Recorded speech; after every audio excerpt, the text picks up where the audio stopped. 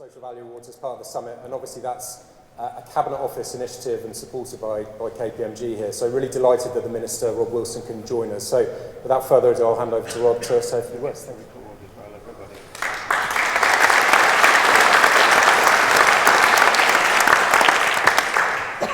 Well, obviously I was delighted when I found out that we would be holding today's event at the headquarters of BMA.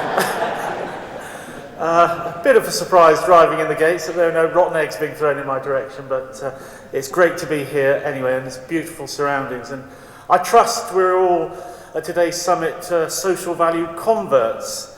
We all want a more compassionate society where people in need are supported by the government, charities, businesses, and indeed their local communities.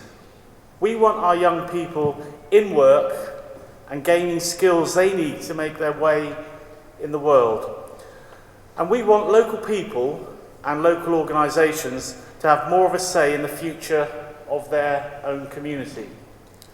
The Social Value Act is a very important tool in helping shape society. It helps to improve the public sector's buying power in securing economic, social and environmental benefits, and helps achieve the best possible value for government and taxpayers.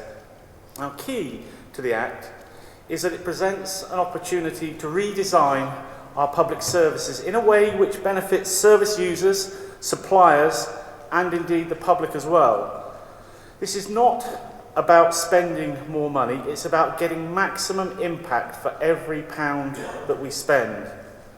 Now, the Social Value Awards are an opportunity to celebrate good practice and to give us a chance to highlight excellence in utilising and promoting the Social Value Act.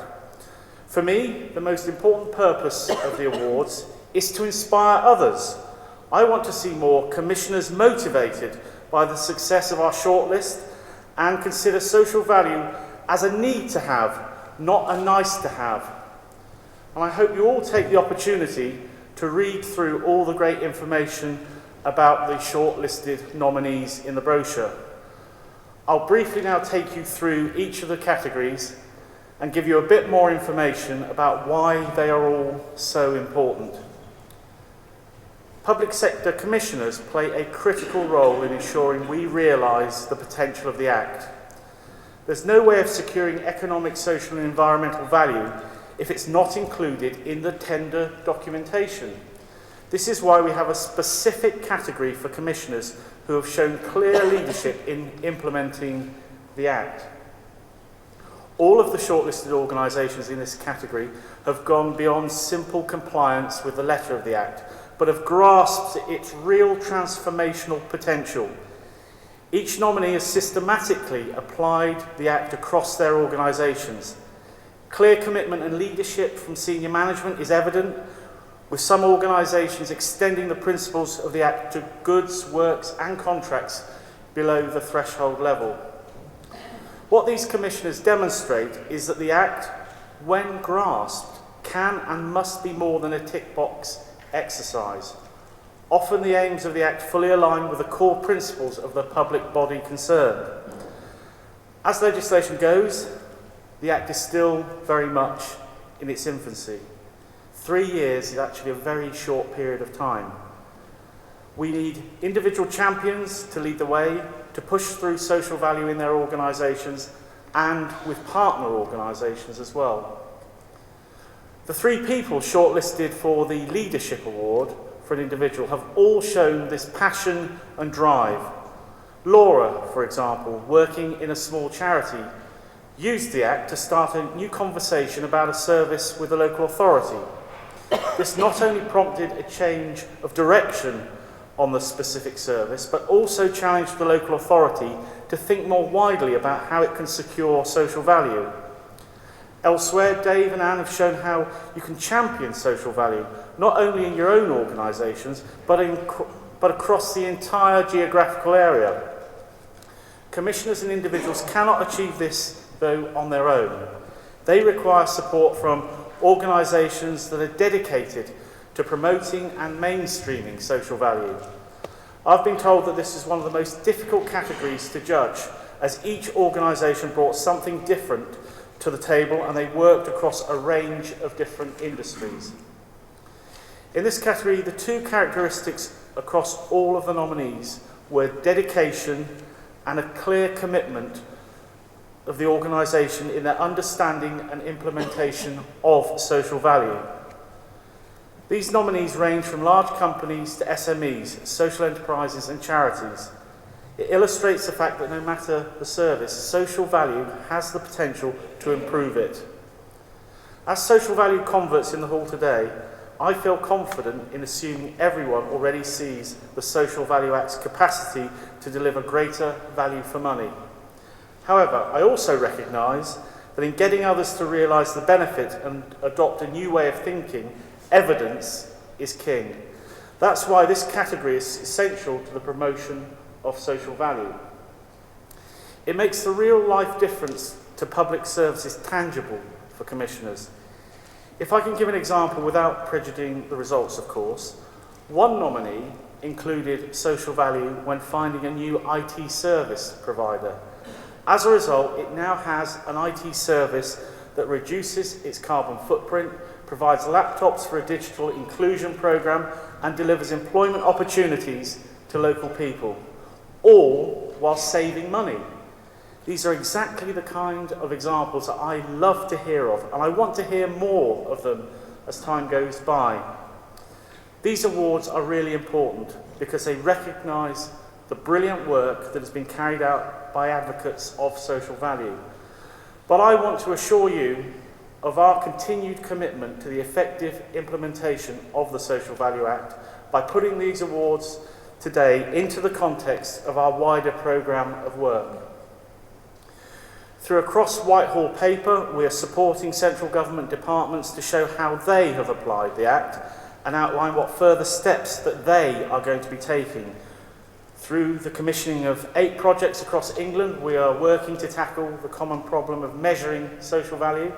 Through the procurement training material, we will be busting myths about what can and cannot be done. This work will go a long way to tackling the key issues facing social value, and I encourage everyone in the room to reflect on how they too can overcome these obstacles and promote social value.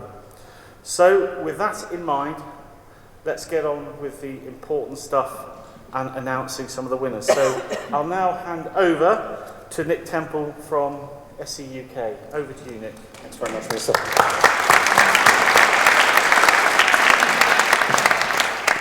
Right, so welcome again, everyone. Delighted to be assisting in kind of recognising the great practice here. And I think, well over 70 applications to these first awards demonstrates the depth and quality to social value practice that there is, actually, which has resulted, as you know, in a very strong shortlist. I believe it is awards protocol at this point to say you are all winners. But like all cliches, that does have truth in it, because there's some really inspiring work going on across all. Four awards to announce.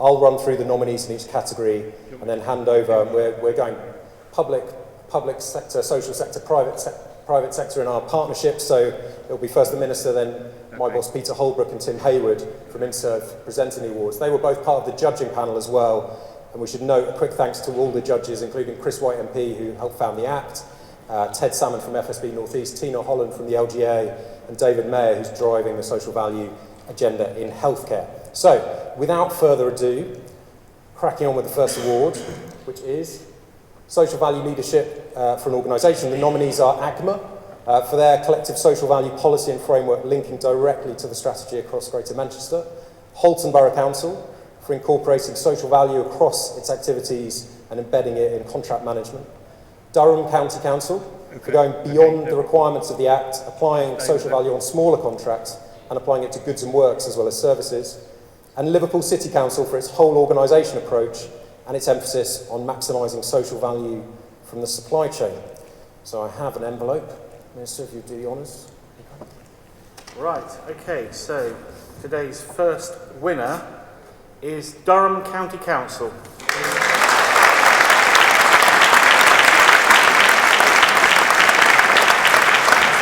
Hope so.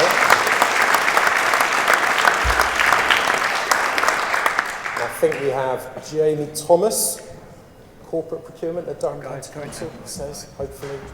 This is where I feel, this is where you need the stand-up chops, isn't it? But I haven't really got them, but come up. Yeah, no, absolutely, Jamie, please. Come and grab an award and have a quick photo. He says confidently that there's a photographer somewhere. Yes, marvellous. As if by magic.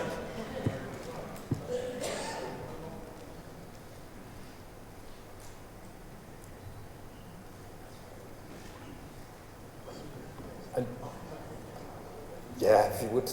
Jamie, do you want to say a few words? You're welcome to, if you wish. Very briefly. Yeah. Thank you very much. It's been a really useful day. We're very pleased to be here. It's obviously very nice to receive some recognition. I appreciate that. And knowing some of the other nominees for this award, I would have been happy to see any of them achieve it, because they've all actually been working very hard on this agenda as well. And I'd like to thank, in fact, the Minister and the Cabinet Office for the engagement that we've had with them, which has actually been very positive and very beneficial. Thank you very much.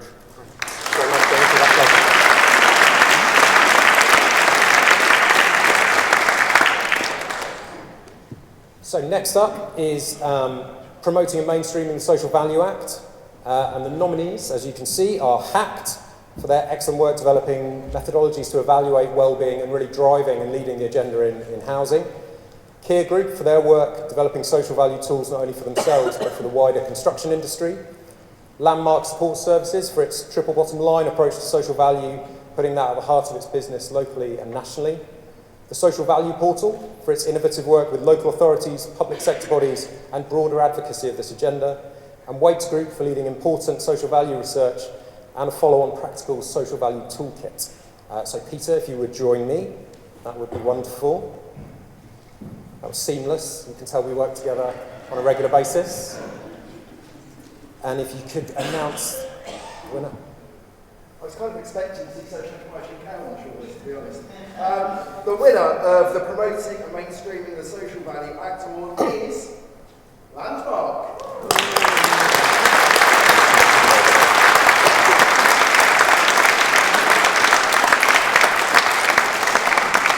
We've got anyone from Landmark? Come up then. Come up. I should to throw it. So we've got Steve Utley, who is Managing Director from Landmark, and Liz Richardson from the Defence Infrastructure Organisation. You can carry on applauding now then. Come on.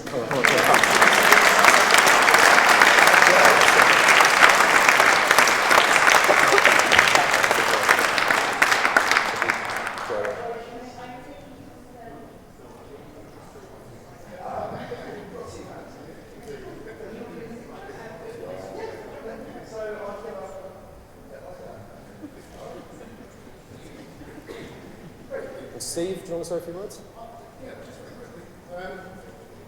Really proud to receive this award, both on behalf of Landmark and also our client and partner, DIO, who have supported us fully on our initiatives in this respect. Thank you.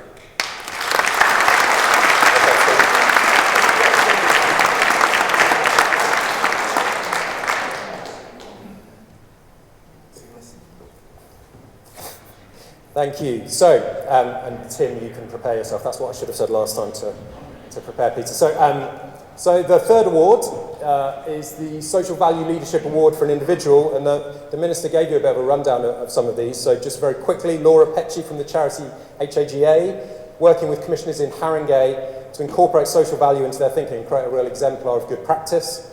Anne Lithgow from Salford Council for helping really create Salford city-wide social value charter and driving the adoption of social value across sectors in the city. And Dave Sweeney from Holton CCG and the Borough Council for ensuring that social values are at the heart of both the CCG and the Council's vision and work. We've got both a highly commended and a winner in this category, so just before Tim announces the winner, can you first join me in congratulating Anne Lithgow from Salford Council, who receives a special commendation. And Anne, if you could come up, I don't know where you are. Yes.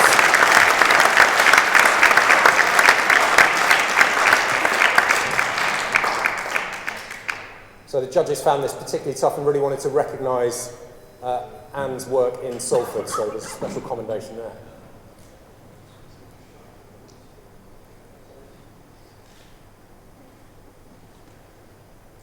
And then Tim, if you would do the honours, that would be wonderful. And the winner of the Social Value Leadership Award for an individual is Dave Sweeney from Halton Clinical Commissioning Group.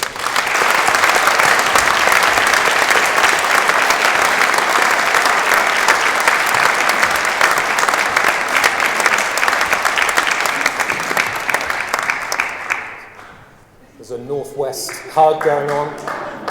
The Northwest Massive are happy tonight. I'll see you at the drinks later, that'll be fine.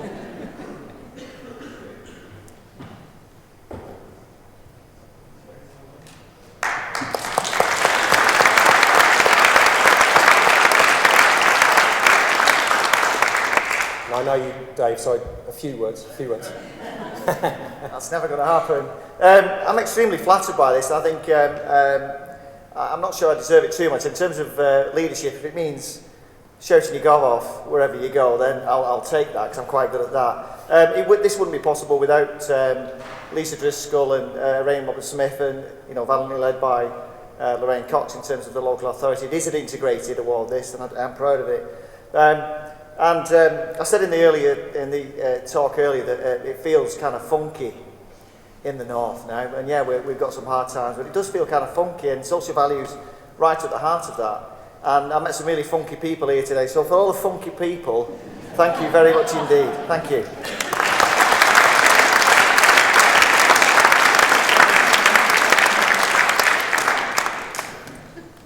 I assume I'm included in that, Dave. No, it's only silence from the crowd. They're clearly not. Thanks everyone for that vote of confidence. Okay, and finally, final award, which is driving value for money, recognising, I think, that social value and value for money are not polar opposites. And the nominees are Gloucestershire County Council for treating social value as a business requirement for their IT services procurement and getting a huge amount as a result.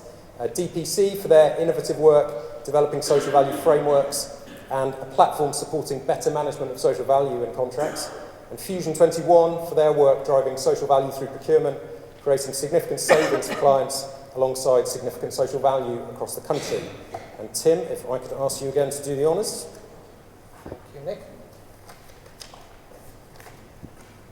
And the winner of the Driving Value for Money Award is Fusion 21.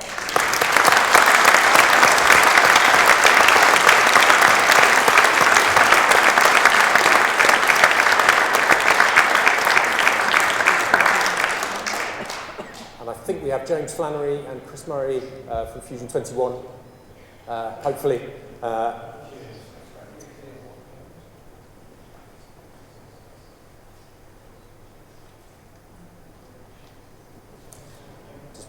Chris, do you want to say a few words? Thanks very much. This is for the Fusion staff. I'm on the Fusion board and very proud to be there. And of course, it's great to have this recognition. It's superb, but even more important is the recognition that the event today with the support of Cabinet Office gives to the whole of the sector, so we can get closer to a place where we're asking a question, not why should we use social value and social enterprise for procurement routes, but why shouldn't we? Why would we not do that? Thank you.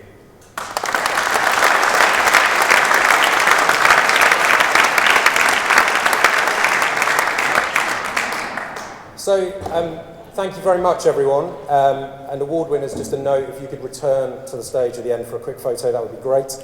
I have a few final thanks. I'm aware, as ever, that I'm standing between you and alcohol at this point, which is never a good place to be. So a few quick thanks from me. To the BMA, as the Minister noted, they've got a few things on, but they've been a great venue to work with, so thank you very much. Wild Hearts for helping source the Social Enterprise trophies. Business in the community, especially Stephanie and Paul for helping make this event bigger and better. To all the speakers and chairs of the various sessions for your time and preparation as well, thank you. To Cabinet Office, especially Louise and Kiva and KPMG for supporting the awards and allowing us to host them. To our partners Interserve, especially Tim Hayward and Adrian Ringrose for their support, and the indefatigable Matt Roberts who makes this event better every year. The team at Fuse, I'm almost there, the team at Fuse for all their help organising the event, especially Sarah, John and Rose, and even Matt. They come with the highest recommendation, please use them for your events. To the team at Bubble, who've done the online streaming and video, I won't go into this too much, but suffice to say that today they've truly gone way above and beyond, so an enormous thank you, and we're thinking of you. And finally, to the team at SEUK, especially Shian and Fiona, for all your work in the run-up to the event. So thank you, all of those people. If you can join me in thanking them with applause, that'd be great.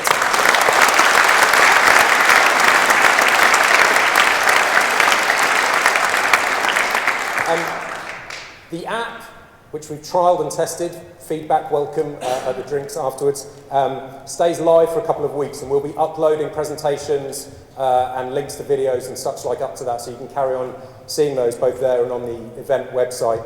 I've been struck by the great conversations and also the planned work ahead that we've been hearing about today. So congratulations not only to the award winners and nominees, but I think all of you, and I've got just individuals down here, but as Dave has got it now, funky people apparently, but the individuals who are really making things happen in their organisations and changing it for the better, please keep at it, grow it, and influence others. We believe it's the right thing to do, not only for people and communities, but also for your business, for your organisation, and to respond to the challenges we're facing. So we want to continue working with you on that. I really thank you all for all the work that you're doing on that. Many thanks for your participation, commitment and energy today. And now please do go ahead, back where we had coffee, join us for drinks and hopefully some more good conversations and networking. Thank you very, very much indeed.